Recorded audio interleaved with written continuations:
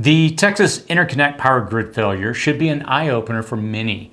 Even if you are far removed from Texas and don't expect any prolonged period of cold weather, there are many reasons why the power grid can and it will go down. The U.S. power grid is fragile and aging, and it will take several years of dedicated resources and work to bring it up to speed. In the meantime, you would be wise not to just brush off what happened in Texas. Texas's power grid was seconds and minutes away from a catastrophic failure that could have left Texans in the dark for months had they not immediately started implementing rolling blackouts to balance the demand and production. A few hours without power is an excellent opportunity for a barbecue. A few days without power and people have a little concern and maybe learn to prepare better. But a month or more without power and the region's social order and norms will cease to exist. Don't dismiss what happened in Texas wherever you live. It's a wake-up call to everyone. It should awaken you to the fact that your preps have to be able to sustain you through all sorts of disasters and far longer than just a few days. If you're new to prepping, you may be wondering where to even begin. If you've been prepping for a while, you may have found some of your preps didn't work as you planned or didn't address your real needs for long enough. In this video, I'll discuss the basics of what you need to survive an extended grid down period of at least 2 weeks. And I'll use examples from Texas to illustrate clearly what we need to prepare for and why. So let's go ahead and jump in. Please consider subscribing to our newsletter by clicking on the link in the description and comment section below. If you enjoy this video, please subscribe and click the like button to help the channel grow. 6 prepper essentials. I've categorized 6 essential things to get in order that will get you through the majority of disasters that may occur. There are other videos on this channel specific to everything from wildfires to earthquakes and even cold weather power outages, but these 6 essentials will provide you a basis from which you can grow. Remember that for each, you need to make sure that you have a minimum of 2 weeks supply. I'll be covering a lot of supplies in this video that can make a major difference in an emergency situation, and I'll post links to each of them in the description section below if you want to check out any of them. So let's go ahead and get started. Water. The first essential is, without a doubt, water. I recommend storing at a minimum of 1 gallon per person per day.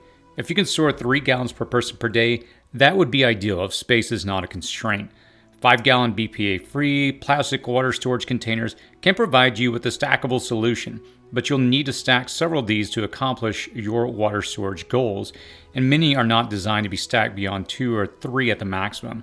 Another solution is interlocking water bricks.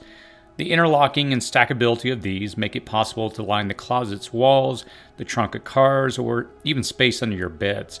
Just remember that any water storage product that may freeze should only be filled to 3/4 capacity. This will allow for expansion without compromising the container's walls.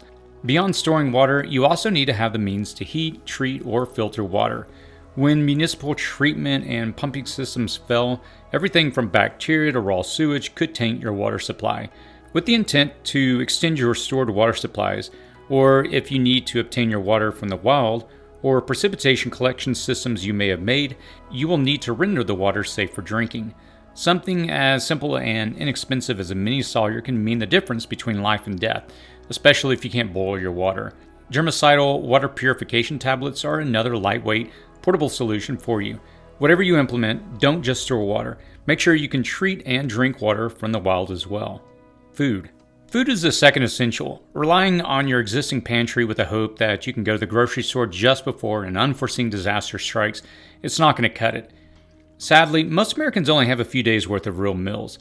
Unless you want to be creative and learn how to make ranch dressing, mustard, ketchup, maple syrup, and soy sauce soup to survive, you'll want to make sure at a minimum you have at least 2 weeks of food on hand that is calorically dense enough to sustain you.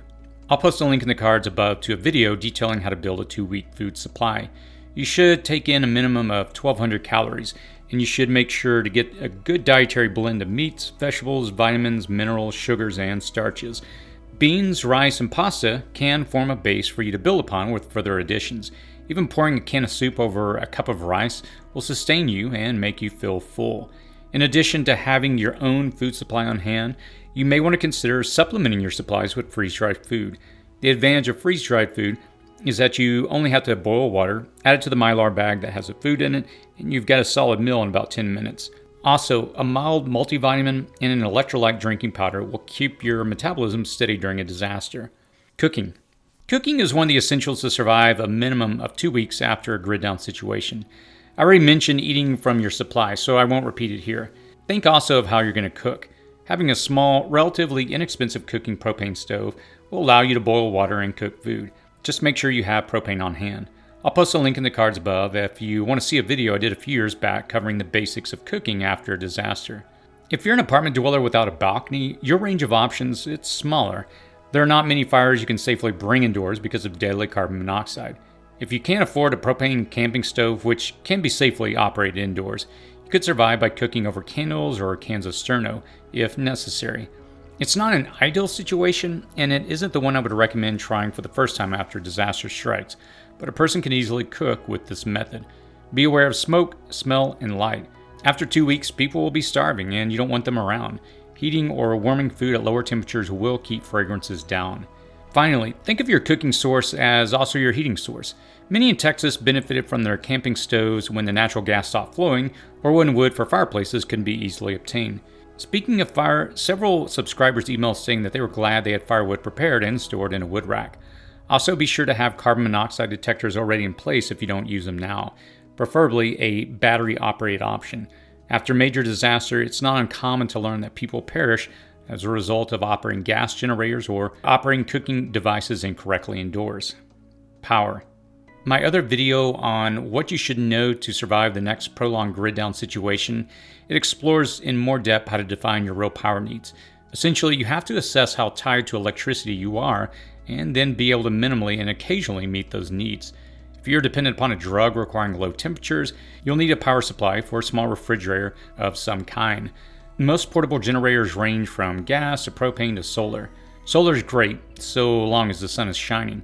Gas may not always be available. Propane gives you a little more portability and options. I'll post a link in the cards above if you want to watch the video where I discuss the pros and cons of gas versus solar generator options. I personally have a combination of gas generators, solar generators, and I recently just picked up a dual fuel generator yesterday to allow me to run off both gas and propane. Living in Southern California, we become accustomed to rolling blackouts and seasonal high winds causing the power to be turned off to prevent fires. I'm also in the process of adding 8 kilowatts of solar panels onto my roof next month, which I'll tie into a battery backup system that can charge directly from the panels and power certain circuits in my house if the power goes down, creating a true off-grid suburban power setup, and more to come about that shortly on the channel. And while we're on the subject of power, I might mention that you make sure you have several headlamps or flashlights available as well, preferably options which can be powered via USB if you have backup solar or a gas generator. Medicine. The second to last essential I will address here is medicine. When it comes to medicine and medical aid, you have 3 considerations: maintenance, first aid, and information on hand. Maintenance is any drugs or solutions that get you through your day-to-day. Is there a possibility you might need an EpiPen? Do you often suffer from allergies? Are you on any medicines that you have to take daily or you can tether off of? If so, these need to be part of your maintenance prepping plan. The next consideration is first aid. I always suggest you start with a basic first aid kit and build it out from there. Many first aid kits advertise hundreds of items in them, but having 200 band-aids of low quality and that don't stick together will be worthless if you genuinely need them. Add to your basic kit quality products and extras you may need like a tourniquet, Israeli bandage, and gauze. In the event of a major emergency, 911 may not be able to make it to you at all, and getting to the hospital, it might be very difficult. When you think of your medicine needs, also think of having printed out material. Most don't consider that the internet may be down as we become so accustomed to having information on hand readily available on our phones and computers. Having at least one good book you have read, like the Survival Medical Handbook, could be the difference between life and death. You should have information that can be readily available if the internet is not available. Climate and shelter. Finally, you must be able to literally weather the climate you find yourself in during the disaster. Before winter comes, review your warm weather preps. As many learned in Texas or hopefully learned in the city prepping video 4 critical rules to survive a winter power outage I released 2 months ago, there are many techniques to survive a winter power outage. It may seem odd to pitch a tent inside your house, but it creates a microclimate for you. Even throwing a tarp and blankets over a table and on the floor creates a temperature-stable environment for you. When it comes to keeping warm, make sure your emergency preparedness goes beyond a couple of emergency Mylar blankets. Do you have wool blankets, a hat, gloves, and a scarf? If the disaster is wet, do you have the means to get and stay dry? If it's a hot weather disaster, can you stay cool? Can you recognize the early signs of heat stroke and know what to do? Before each session, sit down and consider your preparedness for the weather. If you can't live in the weather occurring out of your window right now when the furnace goes out or the air conditioning stops, what do you need to do to survive the climate? Exposure to the elements without protection will kill a person faster than dehydration or starvation, so give this element top consideration as you prep. There's so much to consider when you start prepping for a power grid failure that could last days, weeks, or even months. When the power is down, the roads are closed, and the pipes are freezing, your options become extremely limited. Set a clear 2-week self-sufficiency target for yourself. Realize that the Texas grid failure happened twice before for the same exact reasons. It is likely to happen again. Even if you weren't swept up in that disaster, understand that the 3 power grids in America are fragile and precariously balanced.